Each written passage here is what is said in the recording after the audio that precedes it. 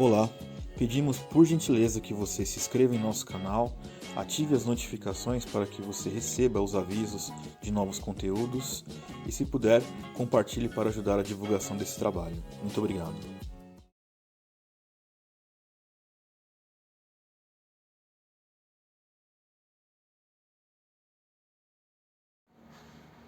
Olá pessoal, seja muito bem-vindo aqui ao nosso canal. Muito prazer, meu nome é Marco Sico. Estamos aqui tratando de um curso chamado 5 Solas na Vida do Cristão e não parou o curso nos 5 solas, né? Já falamos sobre eles, mas continuamos com alguns desdobramentos que são necessários para que você entenda o que é que Deus é, o que Ele faz nas nossas vidas. Antes da gente adentrar aqui o conteúdo dessa aula, eu queria pedir, por gentileza, que você curta esse vídeo, compartilhe se você acha que ele é relevante. Aproveite e se inscreva aqui no nosso canal, ative as notificações para que todo o conteúdo que for saindo aqui nesse canal você receba um aviso, quer seja no seu e-mail ou no aplicativo, você vai ser notificado e é gratuito, né? Então nos ajude aí a divulgar esse bom trabalho, tudo bem? Então hoje, nessa aula, o tema que nós vamos falar um pouco é vivendo a soberania de Deus. Como é que nós caminhamos debaixo da soberania de Deus, né? No primeiro momento, acho que é importante a gente saber como Deus ele é poderoso. É incrível quando nós, usando aqui uma analogia, né? Se você pega uma bússola na mão e você segura essa bússola, o ponteiro ele vai usar o campo magnético mais forte, que é o Polo Norte, para que você se oriente. De forma muito semelhante, quando nós silenciamos a nossa vida e saímos da nossa loucura, nós podemos ver que Deus nos atrai para Ele. Isso é muito interessante. A soberania de Deus então se manifesta com esse tipo de poder. Porém, quando nós lemos a palavra de Deus, né, lá no Antigo Testamento, por exemplo, o povo de Israel chega até Deus no Monte Sinai e ali o poder de Deus, né, eles tinham medo de ser consumidos por este poder de Deus. Isso é muito interessante você notar.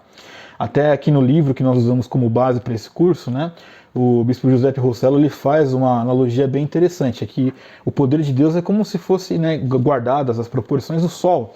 Se você olha demais para o Sol, se você se aproxima demais do Sol, você é consumido, óbvio.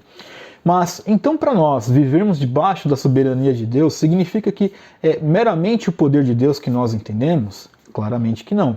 Então, é claro que entendemos o poder de Deus quando nós somos atraídos a Ele, mas também, em segundo lugar, além de conhecer o poder de Deus, nós também conhecemos a bondade e a misericórdia de Deus em não nos consumir. Isso também está muito claro nessa leitura que eu falei lá do Antigo Testamento, né? Porque o povo de Deus estava diante dele, teve medo e Deus, obviamente, poupou aquelas vidas. Da mesma forma, nós como cristãos reformados devemos sim reconhecer o quanto Deus é poderoso nas nossas vidas, o como essa soberania dele nos atrai, nos direcionando aos nossos caminhos, para tomarmos as nossas atitudes, mas também a evidência, né, da bondade e da misericórdia. Quando você lê lá, por exemplo, Êxodo 34, né, versículos 5 e 6, eu vou ler para vocês aqui, o Senhor desceu numa nuvem e, pondo-se junto a ele, proclamou o nome do Senhor, e tendo o Senhor passado diante de Moisés, proclamou: Senhor, Senhor, Deus misericordioso e compassivo, tardio em irar-se e cheio de bondade e fidelidade. Então, claro, Deus é poderoso, ninguém pode, evidentemente, negar esse fato, né? Porém, a sua bondade, né, não é somente o seu poder, mas também é a sua misericórdia. Então, o poder de Deus nos invade quando nos atrai para si, demonstrando o quanto Ele é poderoso, mas também o quanto Ele é misericordioso para conosco, né? Tem aqui uma citação bem interessante, né, que o Spurgeon fez, um dos seus sermões, que eu vou pegar para vocês aqui, acho bem bacana. O Charles Spurgeon ele uniu dois atributos de Deus, falando do seu poder e da sua misericórdia, chamando soberanamente clemente. Vou ler aqui para vocês o trecho, tá certo? Abre aspas. Coloca os dois juntos, bondade e soberania, e verás a glória de Deus.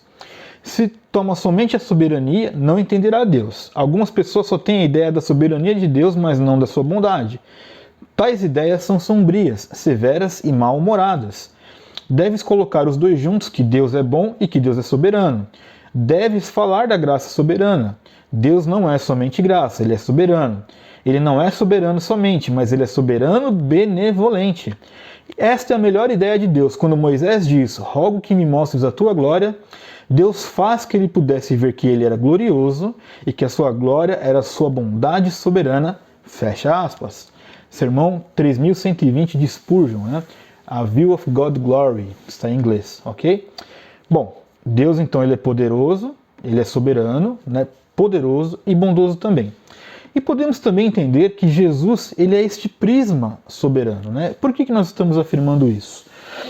Nós temos uma história, que está lá, né, não é meramente uma história, né, mas nós temos um texto bíblico muito interessante e que eu vou ler para vocês aqui, que está lá no Evangelho de Marcos, o capítulo 9, do versículo 17 ao 24. Alguém dentre a multidão lhe respondeu: Mestre, eu te trouxe meu filho que tem um espírito mudo. Onde quer que o apanhe, provoca-lhe convulsões, de modo que ele espuma pela boca, range os dentes e começa a se enrijecer. Eu pedi aos teus discípulos que expulsassem, mas eles não conseguiram. E Jesus lhe respondeu: Ó geração incrédula, até quando estarei convosco? Até quando terei de suportá-los? Traga-me o menino. Então eles o trouxeram. E ao ver Jesus, o espírito imediatamente provocou-lhe uma convulsão. E o endemoniado, caindo ao chão, rolava, espumando pela boca. Jesus perguntou ao pai dele: há quanto tempo isso lhe acontece? Ele respondeu: desde a infância. E muitas vezes o tem lançado no fogo e na água para destruí-lo. Mas se pode fazer alguma coisa, tem compaixão de nós e ajuda-nos. Ao que lhe disse Jesus: se podes, tudo é possível ao que crê. E imediatamente o pai do menino clamou: eu creio, ajuda-me na minha incredulidade, né? Muito bem, onde está a provisão de Deus nessa história, né? Porque tanto o pai do jovem, o pai e o jovem, né? O pai, né, e o jovem precisavam dessa cura, né? Eles precisavam ser libertos desse espírito maligno, né? E o pai não tinha uma fé suficiente, né? Porque ele diz assim, né? Ajuda-me na minha descrença, né? Que é a sua oração a Jesus Cristo, né? E ali naquele momento, então, a soberania de Deus em Jesus também é reconhecida, né? Por quê? Porque ele podia curar o jovem e ele podia dar fé ao pai. E a graça de Deus ali manifesta em Jesus Cristo, né? Ela pode ser observada no fato de que não só ele pode então curar o jovem, como foi o que aconteceu, né? E não que somente ele pode dar a fé ao Pai, não é uma coisa limitada, né? Então não significa que ou Jesus cura ou ele dá fé, ele faz os dois. E isso sim é uma grande revelação da soberania de Deus, também manifesta em Jesus Cristo, né? Então nós continuamos aqui lá no Marcos 9, 25 a 27, né? Vendo que a multidão correndo aglomerava-se, Jesus repreendeu o espírito imundo, dizendo: espírito mudo e surdo, eu te ordeno, sai dele e nunca mais entre nele. Então o espírito saiu, gritando e agitando muito, e o menino ficou como se estivesse morto, de modo que muitos diziam: ele morreu. Mas Jesus, tomando pela mão, o levantou e ficou em pé. Muito, muito interessante, né, essa passagem, né?